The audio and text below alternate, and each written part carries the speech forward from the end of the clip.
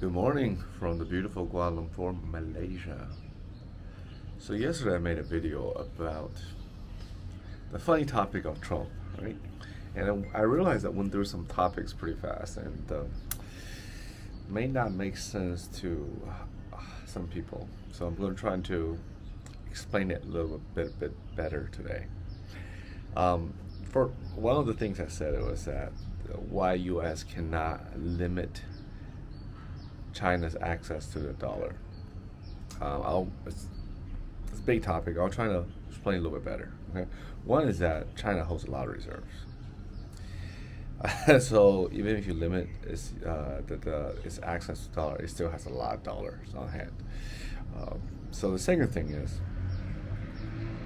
if you look at today, China's economy is much more international than the U.S. If you don't believe me, just look at the data of the amount of trade between China and the rest of the world as percentage of their GDP, as well as how many countries' top trading partner is China. If they're not top with China, it's probably next to the top, like second or third places, right?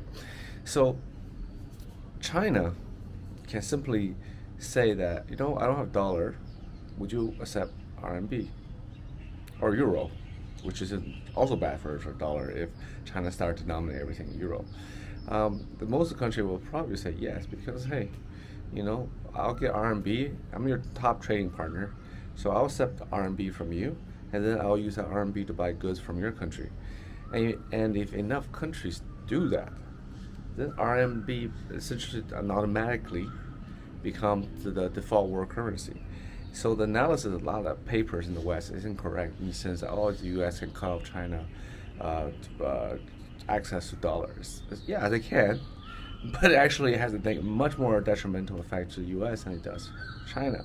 In fact, right now, what China is trying to do is get everyone to accept RMB, their currency, and not dollar as the currency of settlement. So if U.S. cut off China, it's basically helping China in that road of becoming a world reserve currency. So the second thing I talked about is I told people that Trump essentially is making Americans farmers. Why is that? Because he restricts the export of U.S. technology to China. The gut instincts for most, a lot of Americans who are insecure right now, it's like, okay, that's good. Let's stop them from having what we have. Well, you got to take into account the Chinese aren't stupid. They can develop their own technology. A lot of them, a lot of technology are based on white paper, on research paper. So once you understand the principle that's behind how the technology is developed, then you just go back to your lab and tinker with it till you get it right. Now you might have your own version of the same technology as compared to the U.S., but essentially it works. It might even be better, and most likely it will be better because it's built upon what's already known, right? And the mistakes that a more advanced country have already made. So when Trump made these trade agreements with China, mostly it was for low-tech agricultural product. And if you just do a Google search, what percentage of people in America today live on farms? What percentage of people live in the city? U.S. have stopped being an agrarian society basically since the turn of the 20th century. So if Trump is shifting all this buying and demand into agricultural goods, what would happen to U.S.? One is that U.S. would probably automate more agricultural jobs. That's number one, which means that it doesn't turn into more jobs for Americans. It just turn more give more business to the large agricultural firms, right? Because U.S. the farming is industrialized. It's not like in the underdeveloped world, where farming is done by individual households, small households that manage a small plot of land. In the U.S., if you go drive through the Midwest, you drive to California, where even Florida, where I used to live, you see with your eyes how farming is done. It's done very efficiently, but to the detriment of smart farmers. Okay, so when you don't export technology, you're actually holding your technological industries back because they don't have customers. And China right now is the biggest customer out there. The fear is unfounded because when you export technology, you get money to develop better technology. So you can always use that method. You're always one step, maybe even 2 steps, 3 steps ahead of your competition. And that's basically what the strategies that Taiwan Semiconductor Corporation is using.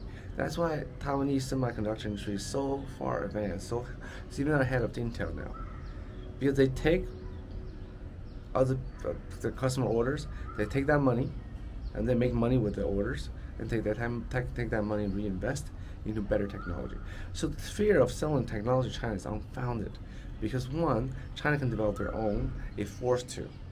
They would rather buy from U.S. because it's a lot cheaper to buy a made product than spending billions and trillions of dollars to develop their own. But if they have to, they will develop their own. That's number one. Number two, you don't need to worry about China stealing technology, because when you sell all this, to make all this money selling to China, you take that money and you develop better technology. This is the reason why the U.S. is still way ahead of China in a lot of technology, because U.S. turned those money that they make from selling technology into better technology. So even when China is developing their own technology, they're still behind U.S. So I guess the point of this video is that stop living in fear.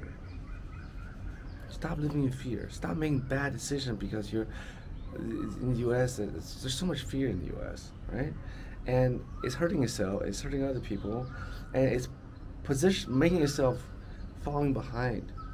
I'm sorry to say this to my fellow Americans, but the U.S. is falling behind. You don't have to go very far. Just you don't have to go to China. Come to other part of Asia. The speed of development. You see that Asia is coming up so fast. By my children's generation, most likely they will not go to a U.S. university to get their degree.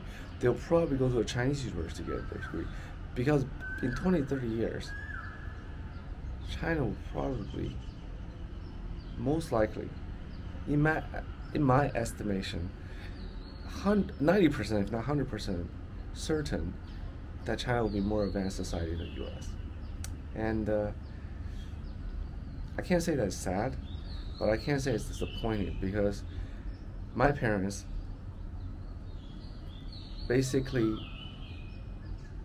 left everything that they built in China to seek a better life in the U.S. And in my generation, I have to come back to Asia and seek a better future myself. And I know how difficult it is for people to uproot themselves over and over again, simply because the macro environment is changing. And you already see that happening in Europe, and in small quantity of American youth, they are uprooting themselves because they realize there is no real opportunities in Western Europe, Eastern Europe even, and they're coming to Asia. And they will face the same discrimination, they face the same toughness that we face as the Asian Americans trying to adjust to a new society. But it is what it is, and that's how the world works. Good luck. That's what I have to say for today.